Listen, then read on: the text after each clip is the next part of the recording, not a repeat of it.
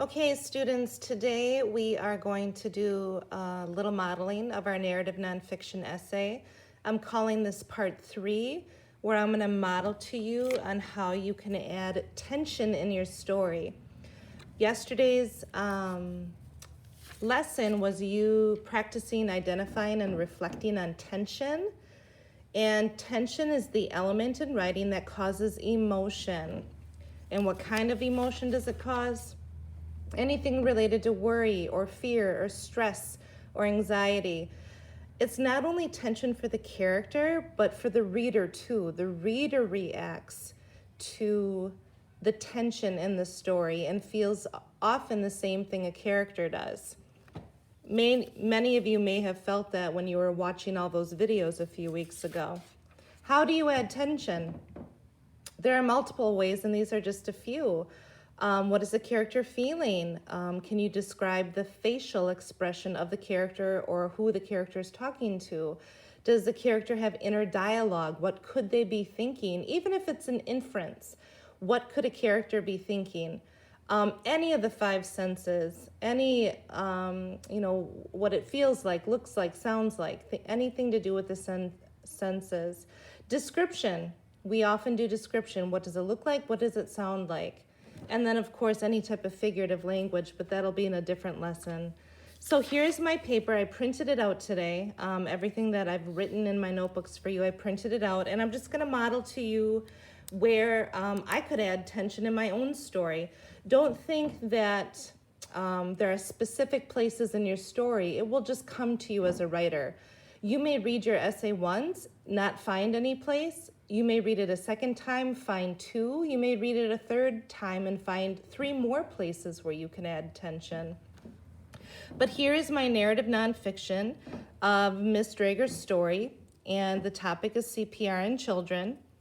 It was a typical day for Haley getting ready for work for her summer job. She was a full-time teacher, but during the summer months, waitressing was her calling. This day was different, though. As she was getting her apron and uniform shirt ready, she heard a scream that made the hair on her arms stand up. Now here, this is a great tension. I already did it, and you as writers may find that you've already added tension, so you might want to highlight that when you add it to your story. Say, Ms. Drager, here's a place where I've already added tension. Haley went to her living room window, looked both ways, and saw nothing. Could she have imagined it? Maybe. Then it came again, louder, higher. Here, do you see how I make one word in a period? Not the most proper grammar, but it brings tension in the way that the author writes, the format. More piercing to the ears. Haley rushed outside and approached a woman in panic. The woman shouted, let me bring this down, "My grandbaby." Well, right away, this word panic stands out to me. That is a big word. I could use any of my how to add tension. So for panic, what did she look like? What did this woman look like? So here I'm just gonna write, and I'll have it typed up for you in my example for today. I'm gonna say her hand was on her chest and she was looking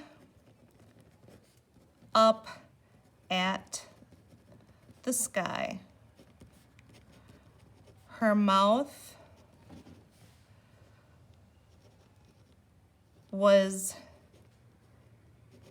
gaped open. And I just described what that panic was her. I could write anything. She paced back and forth. She raised her head up and then looked down at the ground, raised her head up and looked down at the ground. I'm describing the description of what that panic looked like. She shouted, "My grandbaby." Haley looked in the back of the car and saw a tiny figure with its head down. She unlocked the car, swung the door open, and lifted the child out. The child wasn't moving or crying. Here's a place where I could add inner dialogue. Normally when you see a child in the backseat of the car, they're moving. Their arms are moving, they're laughing or crying. But here I might add some inner dialogue. The child was not moving or crying.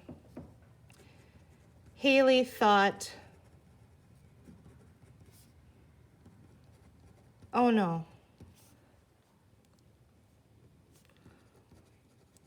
What is going on?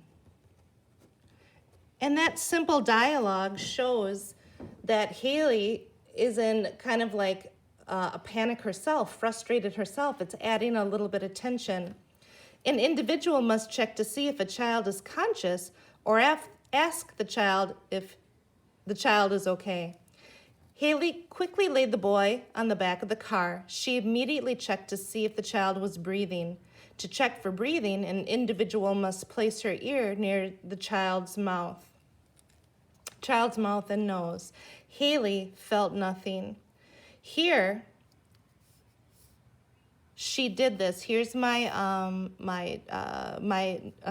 research facts. To check for breathing, an individual must place an ear near the child's mouth and nose. Haley felt nothing. So I can infer here that she did that action. She put her ear near the child's mouth and nose. And part of the tension, I'm going to put, she wished for a faint whisper of breath. And then after that, Haley felt nothing. So she's just wishing, come on, baby, breathe, breathe, but she felt nothing against her ear. From experience on being trained in CPR, Haley knew she must make the child breathe. She placed her finger on the boy's chest and pressed firmly 3 times. Now here, excuse me, not a lot of people know what that's like.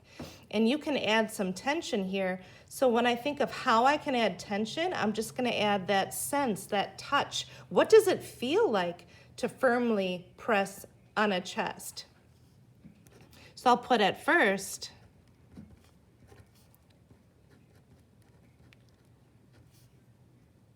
Haley didn't want to press too hard in fear of hurting the boy.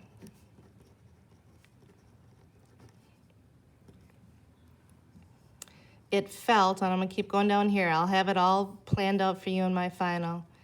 It felt like pressing on a tennis ball. And it will look better, like I said, when I have it highlighted in my final for you. After 3 quick compressions, Haley checked for breathing again. She did not see his chest rising. She placed her ear over the boy's mouth and could not feel a breath. Nothing. Again, she knew she needed to make this child breathe. A person must pinch the nose and give 2 breaths. Haley pinched the little boy's nose in her fingers.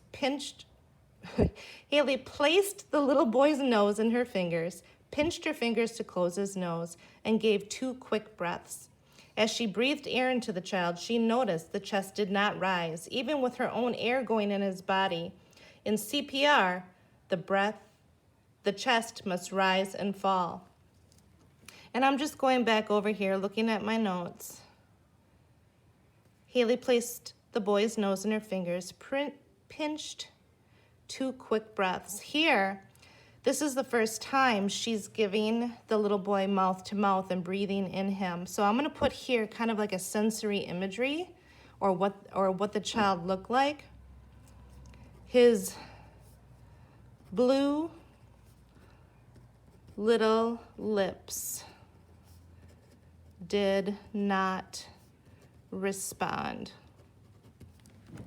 As she breathed air into the child, she noticed his chest didn't rise and fall. So that is 4 or 5 examples of adding tension, and I'll go over it real quick. So here, panic. I chose to show tension by describing what the woman looked like. Here, The child was not moving or crying. I added a little tension by giving Haley a little inner dialogue of fear herself. Oh no, what is going on?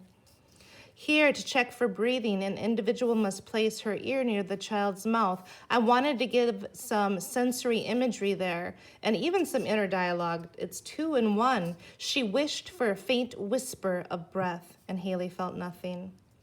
Here I gave another sensory imagery of what it felt like, and again, a little more dialogue. At first, Haley didn't want to press too hard in fear of hurting the boy. It felt like pressing on a tennis ball. Most people know what a tennis ball feels like. It's really hard to squeeze a tennis ball. And then down here, another description of tension. Gave 2 quick breaths. His blue little lips did not respond. As she breathed air into the child, she noticed his chest did not rise, even with her own air going into his body. So that's a few examples of tension that I want you to practice doing today. Remember, tension is the element that causes emotion. What do you want your reader to feel today? Worry, fear, stress, anxiety? And then how do you do that? Go to your story. Where can you add feeling, facial expression, inner dialogue, the senses, description, anything that would make the reader feel any of these emotions? You guys try it. You're going to do great, and I can't wait to read them. Thank you so much.